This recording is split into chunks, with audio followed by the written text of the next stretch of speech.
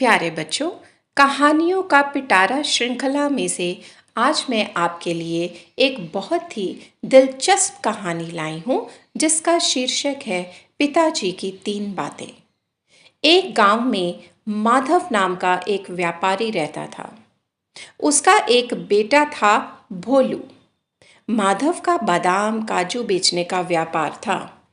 माधव की सेहत कुछ ठीक नहीं रहती थी, इसलिए वह अपने काजू बादाम शहर में बेचने नहीं जा पाता था। एक दिन माधव उदास बैठा था। भोलू बाहर खेलकर घर आया तो उसने अपने पिता से पूछा, क्या बात है पिताजी, आप ऐसे उदास क्यों बैठे हो? माधव, क्या बताऊं बेटे, ये बादाम और काजू लेकर शहर जाना चाहता हूँ, लेकिन बीमारी के कारण इतना कमज़ोर हो गया हूँ कि हिम्मत ही नहीं है कहीं जाने की। भोलू, तो क्या हुआ पिताजी, मुझे बताओ, मैं इन्हें शहर में बेच आता हूँ। माधव, नहीं बेटा, तू अभी बहुत छोटा है और शहर में बहुत से ठग घूमते रहते हैं। तेरे जैसे बच्चे को देखेंगे तो वे सारा माल और पैसा लूट लेंगे।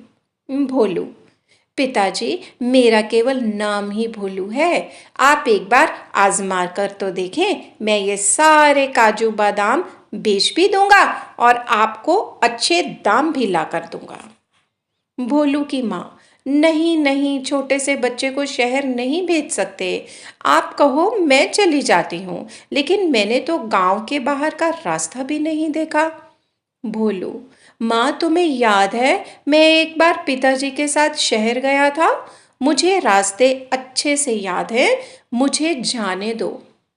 भोलू बहुत देर तक जिद करता रहा।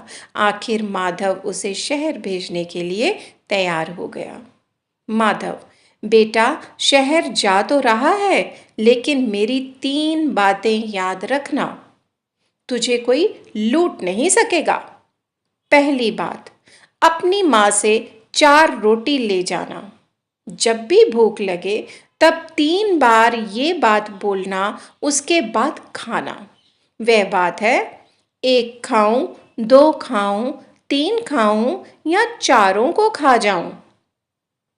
दूसरी बात, जब तू रात को किसी धर्मशाला में विश्राम करने के लिए रुके तो जो भी कमरा ले उसकी कुंडी अंदर से लगाकर देख लेना। अगर कुंडी ठीक से ना लगे तो अगली धर्मशाला में चले जाना।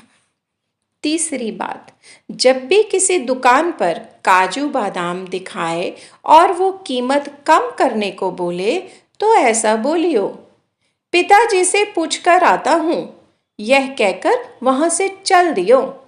अगर दुकानदार रोके तो ठीक, नहीं तो दूसरी दुकान पर चले जाना। भोलू ने सारी बातें ध्यान से सुनी और 4 रोटी और 1 प्याज लेकर एक पोटली में मेवा भरकर शहर पहुंच जाता है। शहर पहुंचते पहुंचते उसे शाम हो जाती है। तभी उसके पीछे 4 बदमाश लग जाते हैं। भोलू इस सब से बेखबर एक अंधेरी गली से जाने लगता है। पहला बदमाश, यह मौका अच्छा है, इसे इस गली में पकड़कर लूट लेते हैं। जरूर इसकी पोटली में कीमती सामान होगा। तीनों उसकी हाँ में हाँ मिलाते हैं। वे धीरे धीरे भोलू की ओर बढ़ने लगते हैं।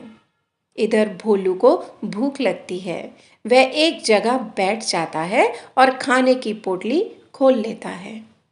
1 खाऊं, 2 खाऊं, 3 खाऊं या चारों को खा जाऊं। भोलू की पीठ के पीछे कुछ दूर खड़े चारों बदमाश यह बात सुन लेते हैं।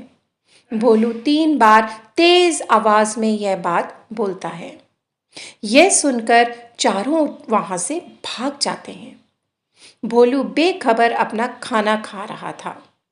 कुछ दूर जाकर दूसरा बदमाश बोलता है, अरे मरवा दिया था, वो लड़का नहीं भूत था, हम चारों को खाने की बात कर रहा था, अच्छा हुआ हम भाग आए। खाना खाकर भोलू एक धर्मशाला में पहुंचता है। धर्मशाला का मालिक शातिर चोर था। वह भोलू को कमरा दिखाता है। भोलू देखता है कमरे में कुंडी नहीं है। मतलब वह अंदर से बंद नहीं होगा। धर्मशाला का मालिक: बच्चे, ये कमरा सबसे अच्छा है और इससे भी अच्छी बात यह है कि ये मुफ्त है, इसका कोई किराया नहीं है। भोलू: मुझे ऐसा कमरा चाहिए जिसमें कुंडी हो।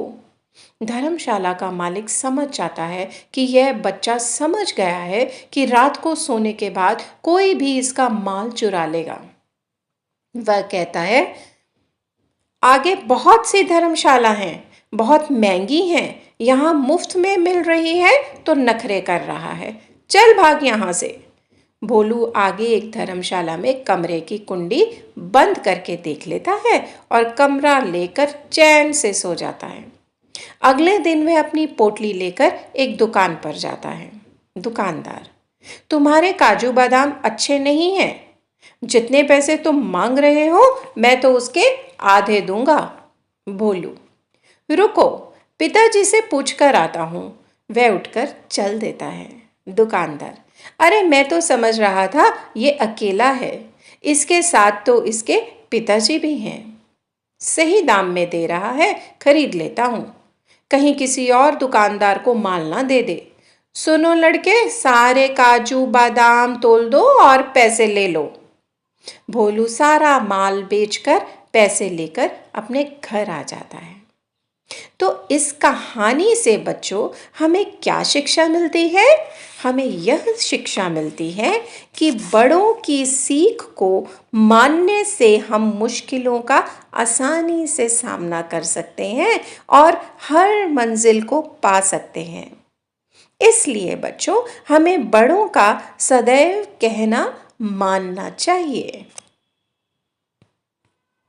दोस्तों, यदि आज की कहानी आपको पसंद आई हो तो इसे लाइक, सब्सक्राइब और शेयर ज़रूर करें।